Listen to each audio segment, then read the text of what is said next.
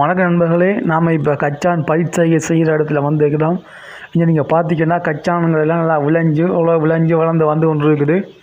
இங்கே நீங்கள் பார்த்தீங்கன்னா கச்சான் எல்லாம் அறுவடை செய்யப்பட்டு அதுலேருந்து கச்சான்லாம் பிரித்தெடுக்கப்பட்டு இப்போ வெறும் கச்சானோட செடிகள் மட்டும் இங்கே இருக்குது. இந்த கச்சானை பொறுத்த வரைக்கும் ஒரு விஷயத்தை நாம் அதை இருந்து கொள்ளலாம். எப்போது கச்சான் செடியில் இருந்து பூ பூக்குதோ, மஞ்சள் நிறத்தில் பூ வருதோ அந்த நேரம் தான் அங்கே கச்சானானு உருவாக தொடங்கும்.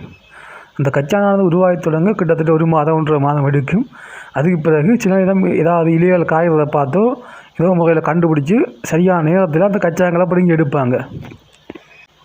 இப்போ நீங்கள் இந்த 2 கச்சானையும் பார்த்தா வித்தியாசமாக இருக்குது. இந்த கச்சானையும் பச்சை நிறத்தில் இருக்குங்க. ஒரு கச்சானாவது பச்சை நிறத்தில் இருக்குது என்றால் அதுக்கு ஒரு காரணம் இருக்கும். அந்த செடியை பொறுத்த வரைக்கும் செடியில் அடியில் வார மண்ணுக்குள்ளே வார கச்சான்கள்லாம் வெள்ளை நிறத்தில் இருக்கும். மண்ணுக்கு மேலே வார கச்சான்கள் பச்சை நிறத்தில் இருக்கும். அதாவது மண்ணுக்கு இருக்கிற வேர் வெள்ளை நிறத்தில் இருக்குது, மண்ணுக்கு மேலே இருக்கிற தண்டு பச்சை நிறத்தில் இருக்கும், இல்லை பச்சை நிறத்தில் இருக்கும். அதை போல தான் இந்த கச்சானும் பச்சை நிறத்தில் இருக்குது.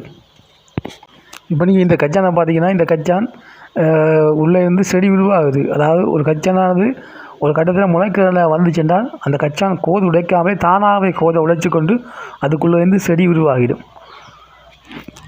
அதாவது ஒரு முறை கச்சான் பயிர் செய்ய செய்து பிறகு அறுவடை செய்தால் பிறகும் சில காலங்கள் வந்து பார்த்தா பிறகு மழை காலங்கள் கழித்து பார்க்கும்போது அதுக்குள்ளே கச்சான் செடிகள் தானாகவே முளைச்சிருக்கும். அதுக்கு காரணம் இப்படித்தான்.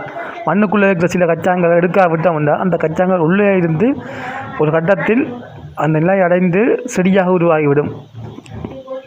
நான் இப்போ என்ன செய்ய போண்டா, இந்த மாதிரி அறுவடை செய்யப்பட்ட கச்சானை கொஞ்சம் இலியில் கிள்ளி போட்டு 3 நாளைக்கு செஞ்சு பார்க்க போகிறேன்.